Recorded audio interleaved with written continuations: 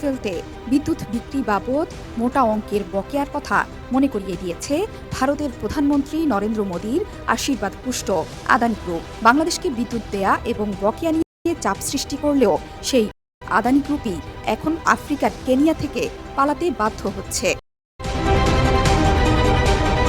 কেনিয়ার নাইরোবিতে Jomo Kenyatta আন্তর্জাতিক বিমানবন্দর চুক্তিভিত্তিক অধিগ্রহণের জন্য উদ্যোগী হয়েছিল আদানি গোষ্ঠী, আর তাতেই ক্ষুব্ধ স্থানীয় বিমানবন্দর কর্মীরা। আদানিরা এলে স্থানীয় কর্মী ছাঁটাই করে বিদেশিদের কাজে নেওয়া হবে, এমন শঙ্কায় গেল সোমবার ধর্মঘট করে বিমান ক্ষেত্রের কর্মী সংগঠন কেনিয়া এভিয়েশন ওয়ার্কার্স ইউনিয়ন।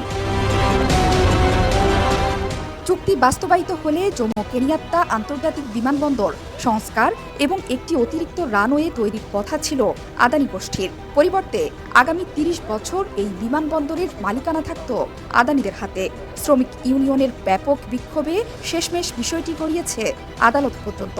দেশের স্থানীয় একটি আদালত কেনিয়া সরকার ও আদানিদের এই চুক্তি বাস্তবায়নে জারি করেছে সাময়িক স্থগিতাদেশ। বিমানবন্দর সম্প্রসারণের দায়িত্ব আদানি এয়ারপোর্ট হোল্ডিং লিমিটেডের হাতে তুলে দেওয়ার পরিকল্পনায় স্থগিতাদেশের ফলে কেনিয়ায় আদানি গোষ্ঠী পা রাখতে পারবে কিনা এখন সেটি নিয়েও তৈরি হয়েছে উদ্বেগ।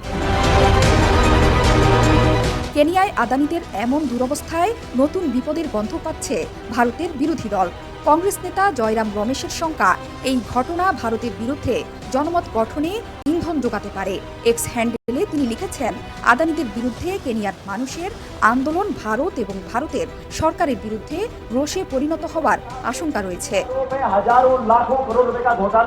যদিও শ্রমিক অসন্তোষের মাঝেও কেনিয়া সরকার বারবার বলছে বিমানবন্দরটি বিক্রি করা হচ্ছে না, এমনকি সংস্কারের চুক্তির বিষয়ে এখনো কোনো সিদ্ধান্ত হয়নি।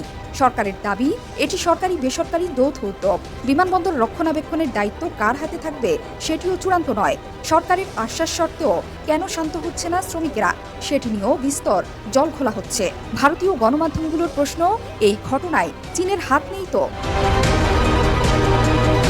বিভিন্ন সংবাদ মাধ্যম বলছে, প্রাকৃতিক সম্পদে ভরপুর কেনিয়া বর্তমানে বিপুল ঋণের জালে জড়িয়ে পড়েছে। চীনের কাছে কেনিয়ার ঋণের পরিমাণ এখনও অজানা। চীন ঋণের ফাঁদে জর্জরিত মধ্য এশিয়া, আফ্রিকার বহু দেশ। অনেক গবেষকের দাবি, চীনের কাছে কেনিয়ার ঋণের পরিমাণ 50,000 কোটি টাকা। ভারতের চিরপ্রতিদ্বন্দ্বী চীন এটা কখনোই মানতে পারেনি যে কেনিয়া বা আফ্রিকার অন্য দেশগুলোতে ভারতীয় সংস্থা বিনিয়োগ করবে। তাই কেনিয়ার বিমানবন্দরের কর্মী সংগঠনের এই বিক্ষোভের নেপথ্যে বেইজিংয়ের ষড়যন্ত্রের ছায়া দেখতে পাচ্ছে ভারতীয় গণমাধ্যমগুলো।